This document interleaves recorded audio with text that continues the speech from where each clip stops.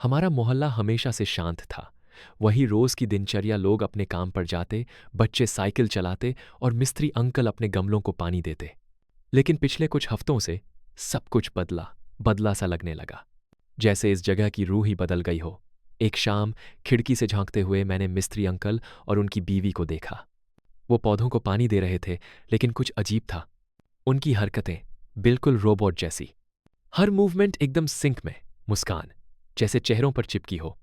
उनकी आंखें पलकें तक नहीं झपका रहे थे। मैंने उस रात अपनी खिड़की से एक रिकॉर्डिंग की। अगली सुबह जब सुना तो मेरी रूह कांप गई। रिकॉर्डर में मिस्त्री अंकल की आवाज थी, लेकिन वो इंसानी नहीं लग रही थी। बस दो शब्द, बार बार, हम सब बदल चुके हैं, जैसे कोई मशीन बोल रही हो।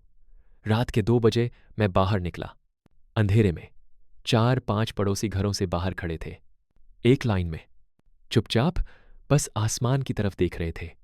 कोई हिल नहीं रहा था, कोई बोल नहीं रहा था।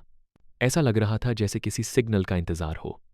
डर के मारे मैंने पुलिस को कॉल की, पर हर बार एक ही जवाब आता, यह नंबर अस्तित्व में नहीं है। मगर मैंने नंबर सही डायल किया था। एक बार कॉल कटी और फिर किसी ने फुसफुसाकर कहा, अब तुम भी हमारे जैसे बन जाओगे। अब मुझे अपने ही घर में भी अजनबी आवाजें सुनाई देने लगी थीं। कभी फर्श पर चलते कदम, कभी दरवाजे के पीछे सांसें।